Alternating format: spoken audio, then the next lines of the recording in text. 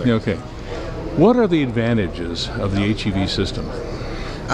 In the fuel cell itself. So by combining a fuel cell with a hybrid system, what we're able to do is actually dramatically increase the efficiency of the vehicle itself. When you operate just a fuel cell by itself, it has to ramp up and down quickly based on the person's acceleration mode, and then it can't regenerate that electricity. The electricity would just be lost as heat. By combining it with the hybrid system, now we can take that energy from regeneration and put it into the battery pack, and then we can use the battery pack to kind of offset the energy needs of the vehicle. Fuel cells like to operate at steady state. They make their best consumption at steady state loads, and by having the high voltage battery, now we can use that as a peaking device, as a load leveling device, and the fuel cell can ramp up and down at a more gentle speed, and that also effectively improves the efficiency and even the durability of the fuel cell system.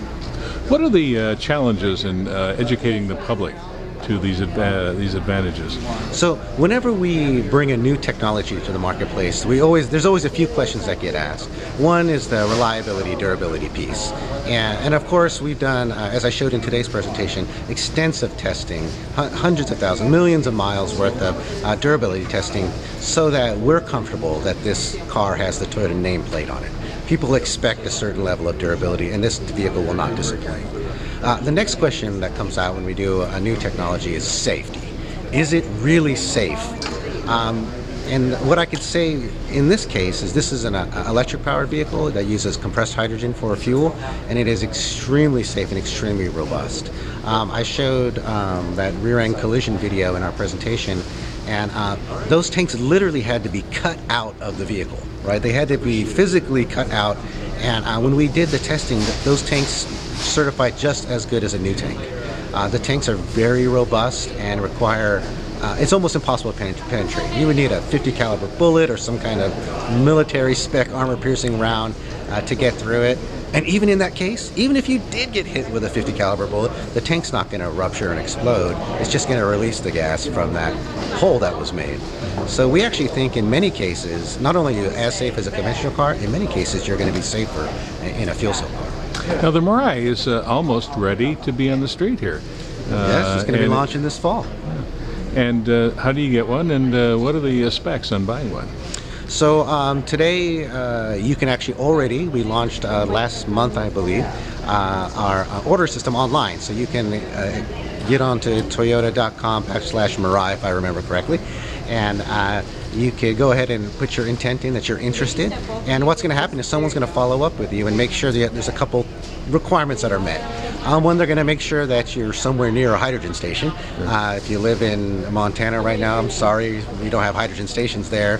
But if you're a consumer in Southern California or Northern California, or even in most of the state, you'll have some access to hydrogen infrastructure. Hopefully, if you're close to one, you'll be able to qualify to get a car. Additionally, we're going to be looking at how close you are to our dealer network. We have identified 8 dealers to make sure that they're suited for, or that we can have access to good serviceability for the vehicle.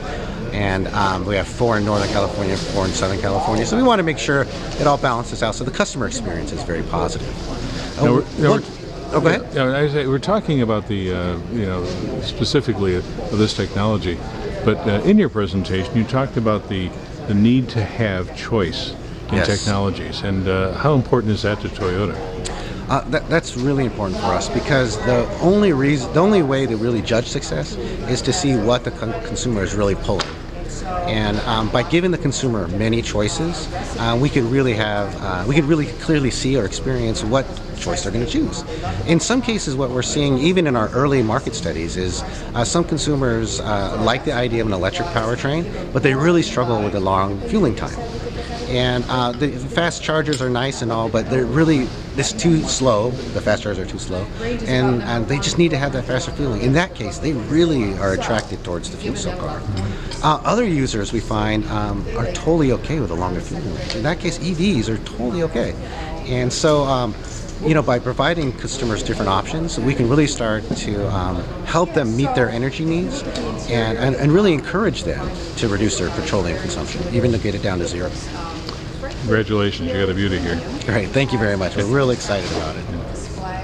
Yeah, I've been working on this technology since 2001, And so to finally see it now on just the eve of launch here in the U.S. has been a really exciting and fulfilling time for myself as well as for the company. And we really look forward to what the future holds. We honestly, it's not just a tagline I threw up there. We actually do think that what we're seeing here is the beginning of the next 100 years of automotive powertrain development. And I think fuel cell vehicles are going to be here to stay. It's going to take time. There is the infrastructure piece that's also going to take time. But this vehicle is here to stay, and it's going to offer customers that additional choice that they need for zero emissions.